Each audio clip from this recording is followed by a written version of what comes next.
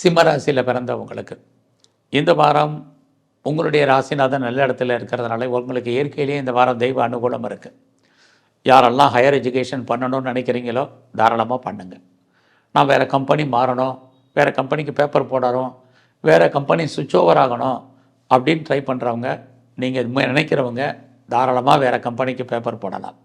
அது மட்டுமல்ல, யாரெல்லாம் செகண்ட் மேரேஜுக்கு ட்ரை பண்ணுறவங்க தாராளமாக பண்ணுங்கள்.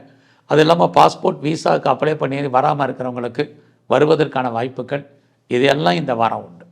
அது இல்லாமல் அப்பாவுடைய அன்பு ஆதரவை எதிர்பார்த்து காத்துட்ருக்கவங்களுக்கு அது நடக்கும்.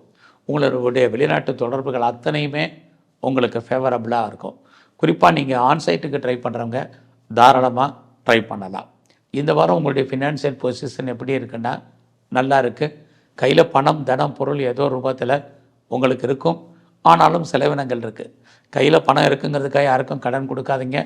திரும்ப அந்த பணம் வருவதற்கான வாய்ப்புகள் இந்த வாரம் இல்லை. இந்த வாரத்தில் உங்களுடைய முயற்சிகள் எப்படி இருக்குன்னு பார்த்தா சுமாராக இருக்குது. புதிய முயற்சிகள் வேண்டாம். ஆனாலும் கூட உங்களுடைய ரொட்டீன் லைஃப் என்னவோ அதை ஃபாலோ பண்ணிட்டு வாங்க. இந்த வாரத்தில் எல்லா விதமான உறவுகளோடையும் கவனமாக இருங்க.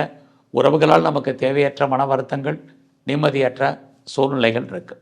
இந்த வாரத்தில் நீங்கள் ஏதாவது பெர்மனெண்ட் ப்ராப்பர்ட்டி வாங்கணும் அப்படிங்கிறவங்க தாராளமாக வாங்கலாம். சொந்தமாக இடம் வாங்குறதுக்கோ, லேண்டு வாங்குறதுக்கோ, அல்லது ரெடிபில்ட் ஹவுஸ் கட்டின வீடு வாங்குறதுக்கோ வாய்ப்புகள் இருக்குது. நிறைய வீட்டு உபயோக பொருட்கள் வாங்குவதற்கும் பாசிபிலிட்டிஸ் நிறையா இருக்குது. அது இல்லாமல் இந்த வாரத்தில் உங்களோட ஹையர் எஜுகேஷனும் சரி, அண்டர் எஜுகேஷனும் சரி நல்லாவே இருக்குதுன்னு சொல்லலாம். இந்த வாரத்தில் நீங்கள் ஏதாவது உற்பத்தி சார்ந்த துறைகளில் இருந்தீங்கன்னா உங்களோட ப்ரொடக்ஷனுக்கு தகுந்த நல்ல சேல்ஸ் இருக்குது. ரொம்ப நாளாக கிட்ஸ் இல்லை, குழந்தை இல்லை அப்படிங்கிறவங்களுக்கு குழந்தை பாக்கியத்தில் சின்ன சின்ன தடைகள், குழந்தைகளுக்காக நீங்கள் செலவு பண்ண வேண்டிய காலம், அது அவர்களால் உங்களுக்கு ஒரு சில பிரச்சனைகள் இந்த வாரம் உண்டு. பெரிய லெவலில் நான் ஷேரில் இன்வெஸ்ட்மெண்ட் பண்ணணும் அல்லது ட்ரேடிங் பண்ணணும்னு நினைக்கிறவங்க வெயிட் பண்ணுங்கள். ஒரு பக்கம் லாபம் வர்ற மாதிரி ஒரு தோற்றம் நம்முடைய உணர்வுகளை தூண்டிவிடும். கிரகங்கள் அதெல்லாம் அடக்கி வாசிங்க.